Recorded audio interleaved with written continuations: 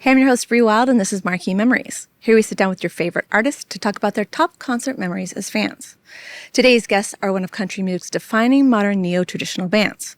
Since breaking through with their 6-time platinum hit Drinkin' Problem, they have built a devoted following.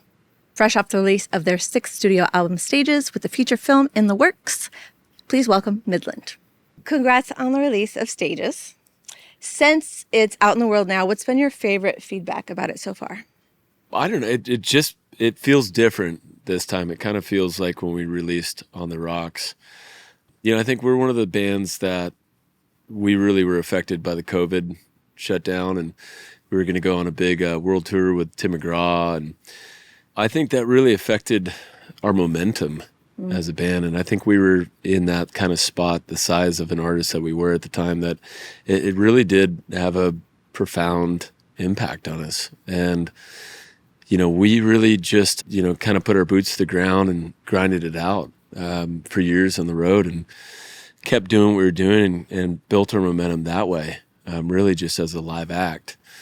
And released, a few different albums that we're really proud of, that we loved. We did The Last Resort with Dan Huff and Shane McAnally and Josh Osborne.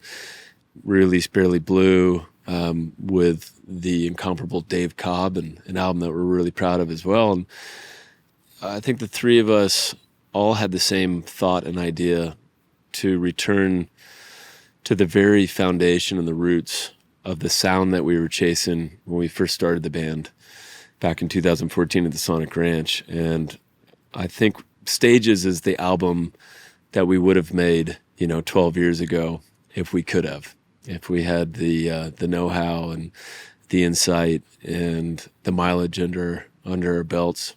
And that's just what it feels like. It feels like we've kind of finally made that album that we were first chasing, and I think it seems to be being perceived and received that way. And there just seems to be, from the critics and the fans and the most important people, our family and our friends, everybody just seems to really loving the sound. So we feel momentum that we haven't felt in a long time, and as an artist, that's a great feeling. And it's really weird. You can't see the wind, but you can feel it, and when it's blowing. And that's just kind of like what it is with momentum in this industry. It's not something we probably, I don't think we think about it a lot, but when you feel that wind in your sails, it feels really great. And I think that's kind of where we're at right now. You worked with a lot of writers and collaborators on this. What was the process like for that? Was it building around a theme, or getting a bunch of songs and whittling it down and saying, like, these are the ones that feel the most like Midland? Or is it different for every song?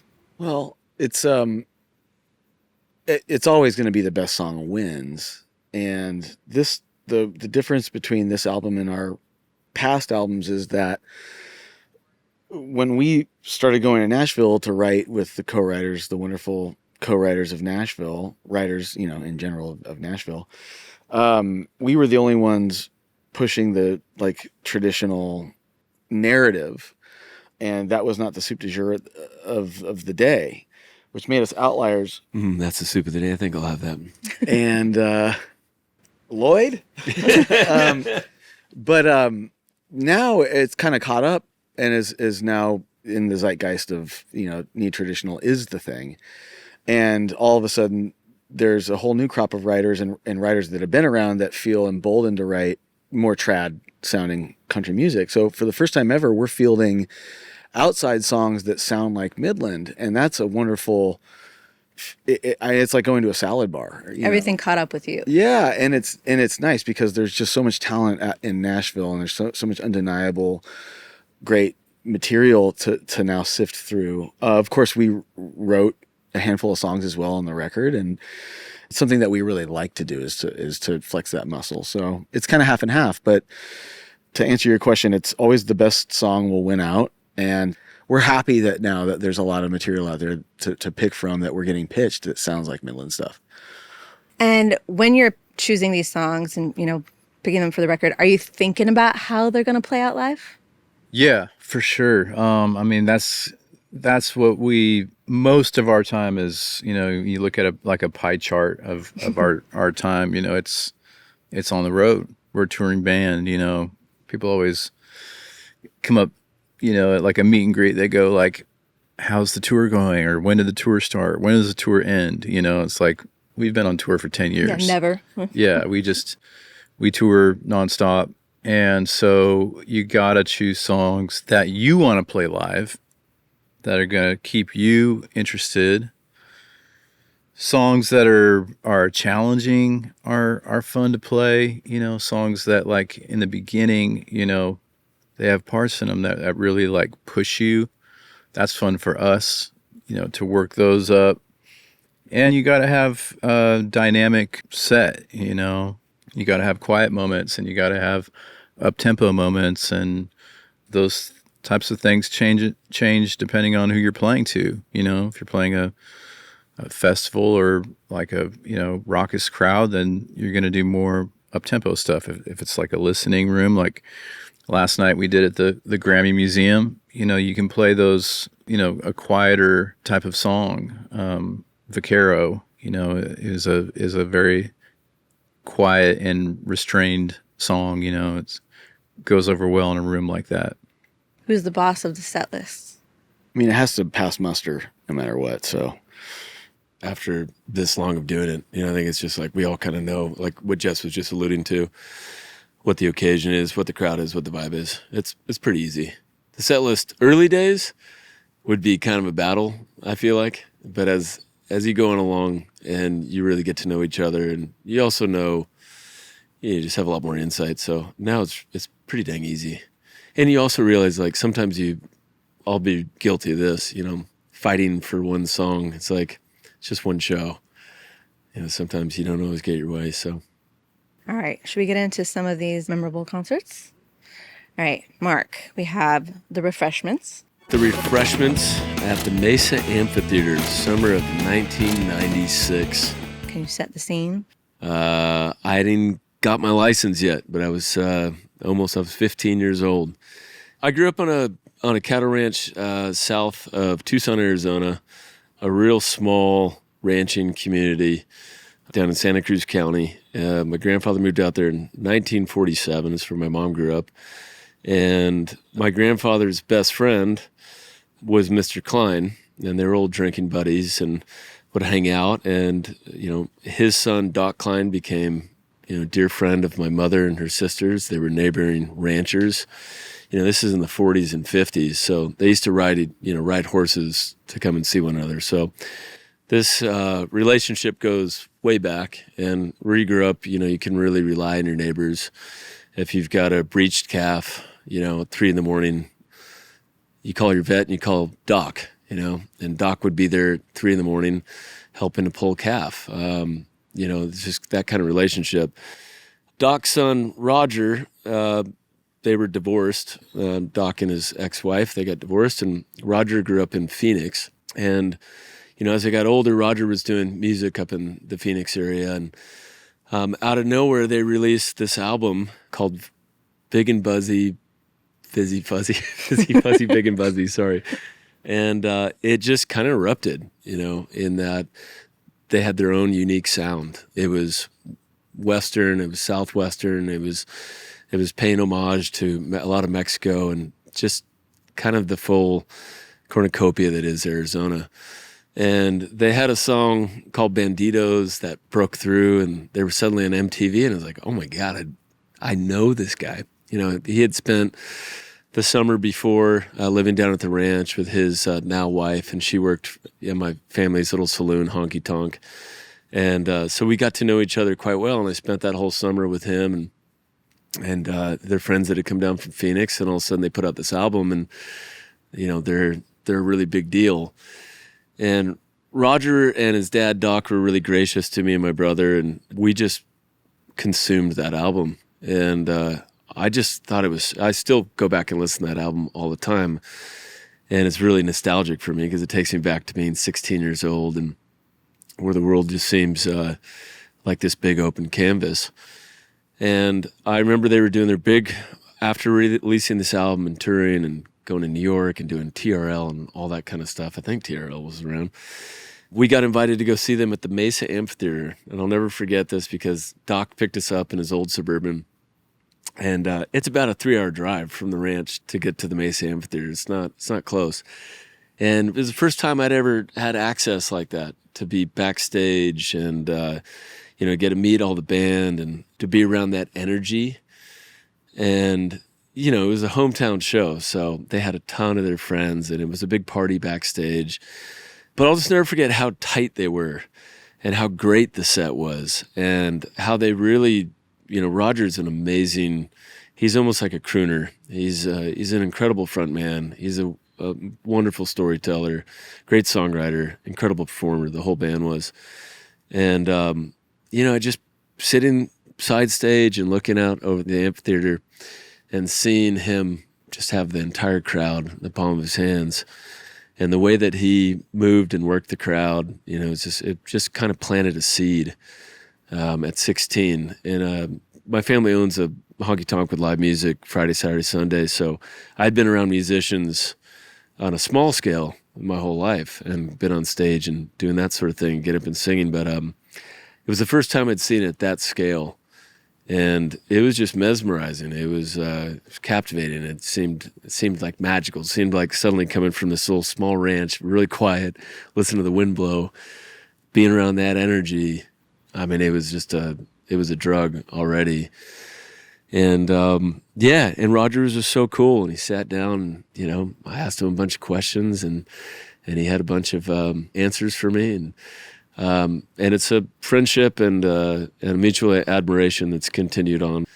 So that was a really cool thing for a kid from a really small town, a rural area, to be exposed to that at a young age. And I knew that was something that I wanted to chase, but I didn't realize what a long, kind of strange trip it would be to actually get there. But that sort of planted the seed, like, maybe I want to do this. And I saw it pop up. We're going to be playing the Mesa Amphitheater September 18th, and I immediately thought of that. I remember just that night.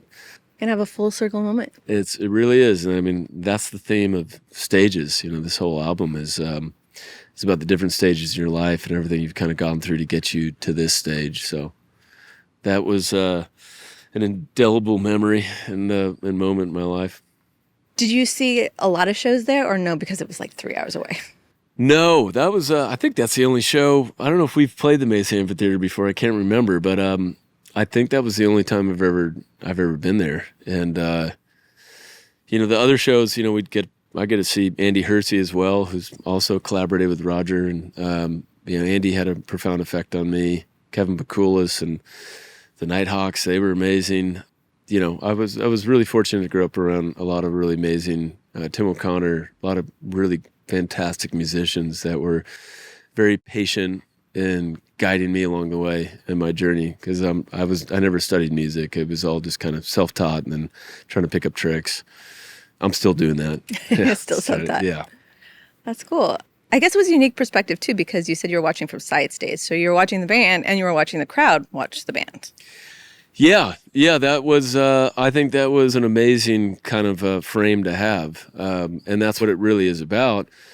There's three parts of this game. It's the songwriting, it's the studio, bringing a song to fruition and hopefully capturing it, the full, the potential of a song, how it should be portrayed, how it should be arranged, et cetera. And then there's the live performance, which to me, I don't know if you can place an emphasis or an importance on one of those three things, but I kind of feel, we've always said this, if you can't do it live, then I don't think it's real. I think all the people that we really admire are able to elevate that music from the recording and also adapt, as we were saying earlier, to what the vibe is. And, if you can do that, those are, I'm still inspired, but we get to play a lot of festivals. We get to play a lot of shows. We get to have a lot of supporting acts. And to get to see somebody that really is great at that, it's still as magical as it was when, I was 10, 16, 20 years old. Was that one of the first shows that you went to besides like a first real concert? Yeah. The first real concert I went to was MC Hammer and Vanilla Ice at the Tucson Arena. I think I was 10 years old or something like that. And Vanilla Ice had canceled and it didn't come. And I was really bummed because I wanted to see Vanilla Ice more than MC Hammer. But if I ever meet Vanilla Ice, I'll have to tell him that. But MC Hammer, shout out to you. Talk about an incredible performance. I mean, that's like a Vegas show, you know? Yeah. That was also really cool. That was like the first actual production I'd ever gone to. Nice. And Mark, to this day, as a warm-up, he does the hammer dance, that walk, that sideways thing. That's what you took away from that one, huh? Yeah, I mean, if you can do that, you can really, your pelvis is open. Yeah. Nice. Anything else about that show or that band? The Refreshments? Yeah. Well, then, you just take that album, and that was the soundtrack of my high school. We used to go down to Mexico, go down to the Sea of Cortez for spring break. Talk about a different time. We were 16 and we would drive our truck down with a bunch of our friends without parental guidance, and would go down to Mexico for 5 days. And, those were formative years and experiences, and music was always huge. My brother and I used to carry around books of CDs, and we saved up our money and put a cool sound system, custom sound system in our we called it the Exploder. It was a salvage titled Green Ford Explorer. And yeah, music was always was so important. I don't know, it was because we were so isolated, but like music and TV and film was the way that we were able to be exposed to the real world, I guess, to the rest to society. of the world? Yeah.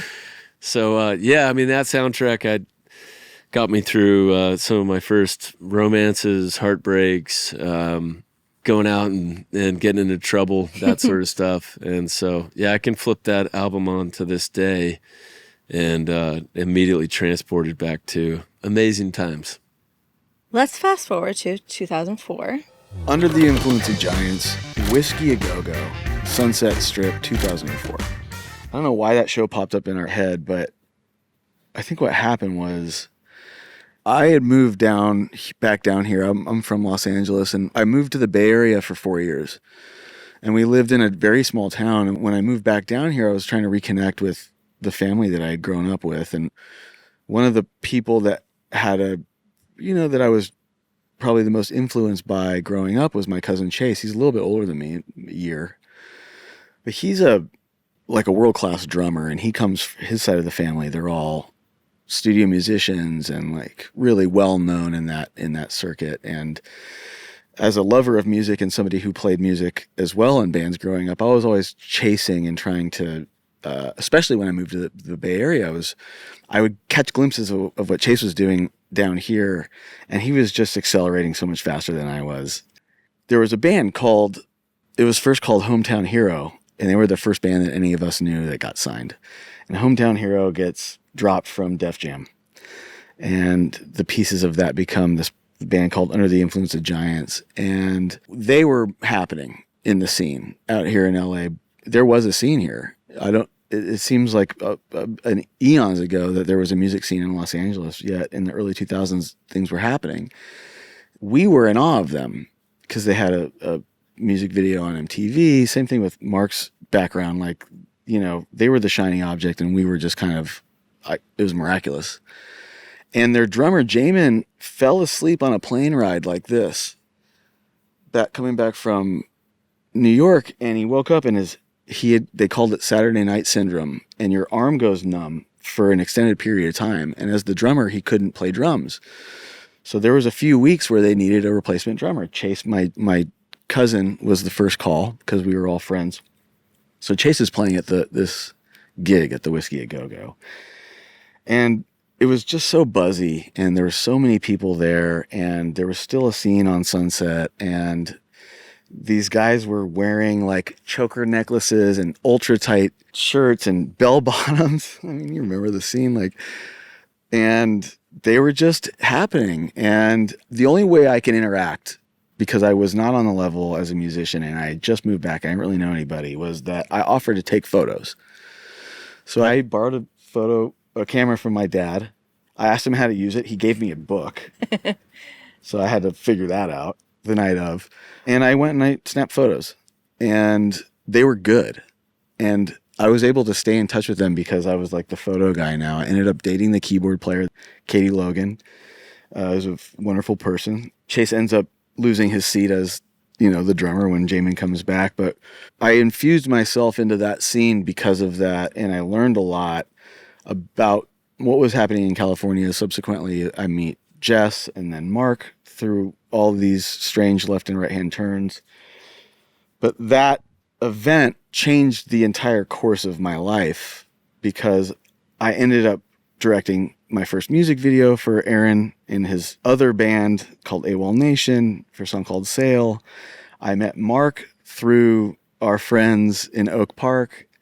I met Jess through my cousin Chase. So it's all in this one moment, like that fulcrum kind of inflection point in my life. It all can be really traced back to that scene. So when we were asked what was a concert that you remember, I mean, we've got to see so many of our heroes. I'm sure just being on festivals Garth with them, or and tour with them. George Strait and Dwight and Willie and those are, amazing moments for us as music fans and as a band getting to see those guys together. But that thing stuck out as a, like a life turning. Yeah, it really was. So branched out from there.